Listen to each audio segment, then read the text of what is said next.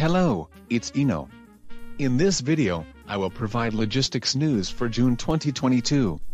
I will focus on shipping market conditions, and explain the current situation in North America and Europe. So, let's get started. Employment is declining in the North American logistics industry. Inland clogging continues. According to the U.S. jobs report, trucking, warehousing, and courier companies added a combined 32,900 jobs in May, down from 44,700 in April.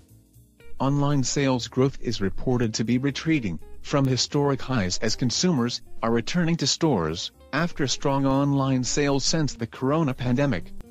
According to some data, courier and messenger companies, including e-commerce package carriers, added about 15,000 jobs in April, but only 1,900 in May. However, there is still a logistics congestion inland in North America. Containers are being taken out of ports faster, but there are reports that they have only moved inland, and there is still congestion inland. Even though the inland logistics have not yet been resolved, some are concerned about the lack of additional truck and warehouse personnel. House of Representatives passes amendment to maritime law in North America, restricting shipping companies' services. A proposal to amend the Maritime Act, which had been submitted to the U.S. House of Representatives by a bipartisan group of U.S. congressmen, was passed by a majority vote on June 13. The main item in the proposed amendment is to strengthen the oversight of the FMC, Federal Maritime Commission, and to require compliance with FMC with respect to the imposition of demurrage and detention by shipping lines. This is to ensure that demurrage and detention from shipping companies were not unjustified during the turmoil of the North American corona pandemic. The proposed revision would also restrict bookings from the U.S., which had been restricted, so that shipping companies could return empty containers to Asia sooner. In response, WSC, an association of shipping companies, stresses that, since the corona pandemic, container shipping companies have invested in meeting demand by ordering 555 vessels in 2021 and 208 vessels in 2022. Asian import surge in U.S. West Coast hit unexpected record high in May. Imports from Asia to the U.S. West Coast set a new monthly record in May, despite the Shanghai lockdown and rising inflation in the U.S. To avoid congestion on the west coast of North America, more vessels were heading to the East Coast and Gulf Coast, but congestion at the East Coast and Gulf Coast ports has increased. Therefore, cargoes that had been routed to the East Coast are now returning to the West Coast. Another possible reason for the increase in imports is that April cargoes were delayed and imported in May due to the lockdown in Shanghai, as they were headed to North America via other ports. Container market for North America East Coast bound to fall below $10,000 for the first time in a year. Cargo movements increase, but supply increase may cause softening. Spot container freight rates from Asia to North America were $7,384 per 40-foot container to the West Coast, and $9,804 to the East Coast, as of June 24. This is the first time in a year that East Coast freight rates have fallen below $10,000. Generally, the peak season in North America is July-September before China's National Day in October. However, despite the peak season, cargo is not being attracted, and a number of freight rate reductions are underway at present. In some cases, bookings are decreasing, even for contracted freight rates with service contracts, and requests for service contract amendments regarding prices are also increasing. International logistics disrupted, congestion at European ports grows.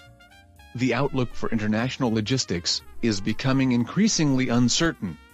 Growing concerns about worsening congestion at North American West Coast ports, where labor negotiations are ongoing. Also, congestion is currently worsening at hub ports in the Nordic states, which are also facing port strikes. According to Maersk and representatives of JIFA, International Freight Forwarders Association, European ports are overflowing with containers, and delays are becoming a state of affairs for both outbound and inbound voyages. adherence to schedules on European routes has dropped significantly and the number of voyage days has increased. Economic sanctions against Russia have led to stricter cargo inspections by EU and UK customs authorities. And congestion at transshipment ports on the Asian side, including Singapore, appears to be having an impact. Furthermore, strikes have been frequent in Europe, and labor management tensions are rising, against a backdrop of inflation and other factors. Let's turn now to the commentary section of Logistics News. First up is news of declining employment in the North American transportation industry. Employment is declining in the trucking and warehousing industry in North America. Even though the May employment report showed that the U.S. as a whole added 390,000 jobs, employment in the transportation sector is declining. This is also seen as due to waning demand and a shift in consumer spending from goods to services since the corona pandemic in North America. The job listing site, Indeed.com, notes that this shift has not led to significant changes in employment in the logistics industry, and that transportation and warehousing remain strong. However, the key question is how job losses will affect the future of logistics congestion, as it still clogs up the North American interior.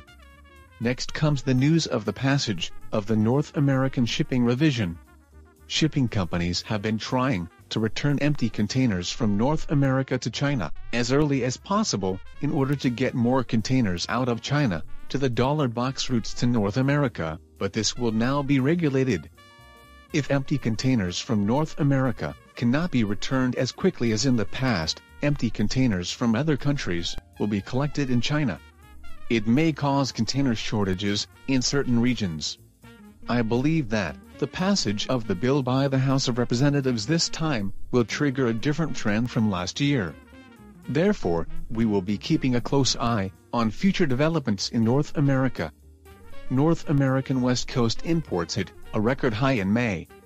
Imports from Asia to the West Coast totaled approximately 1.74 million TEU in May, up 5.7% from a year earlier, and a significant 25.1% increase compared to May 2019 before the corona pandemic. Meanwhile, the East Coast share in May fell to 33.5% from 35.9% in April, while the Gulf Coasts dropped to 6.3% from 6.7%. Due to limited throughput on the East Coast, cargo is eventually returning to the West Coast. Currently, space is rather easy to obtain for North American destinations, and the number of offshore vessels on the west side has been reduced to about 20 or so.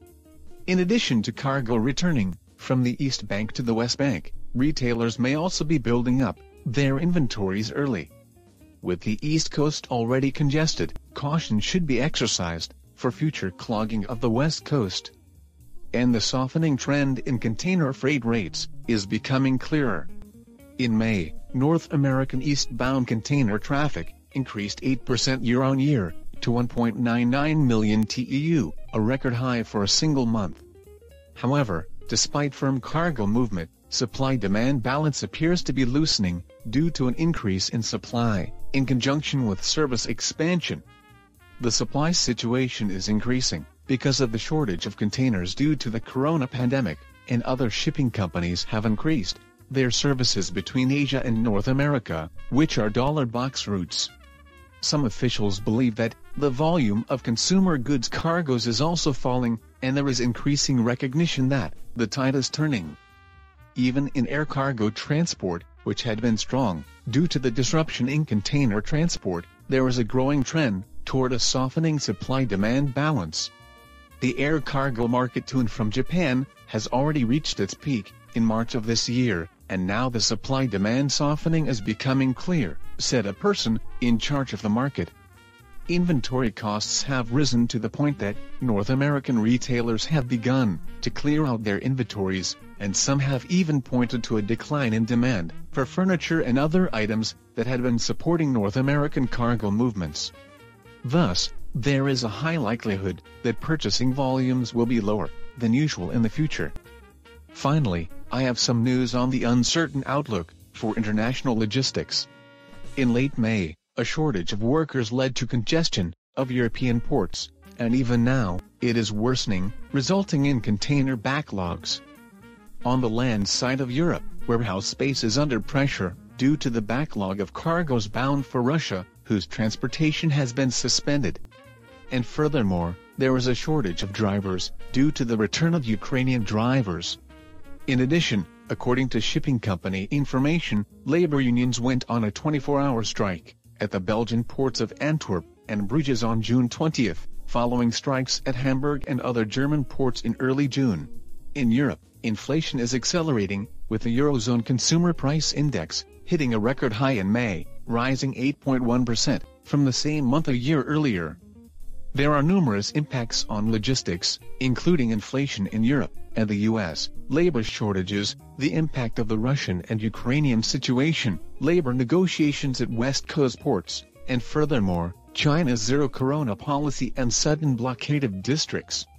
The congestion is not as bad as last year, and space is easy to get right now, but what will happen in July and beyond? I think there are enough factors to cause another congestion. With so many factors, we do not know what will happen in the future. However, I think it is important that each of us do what we can now, and take a broad range of information. What did you think of this news? If you found it interesting and useful, please subscribe to our channel, like it, and share it on social networks. That's all for today. Thank you very much. In this channel, I explain about international logistics knowledge for your better understanding. I hope this video will be a good support for your logistics job. If you have any shipment from Thailand or to Thailand, please feel free to contact me Ino-san anytime. Also, I'm very motivated to keep updating these videos. If you subscribe, press good or comment anything. Well, thank you. See you next time.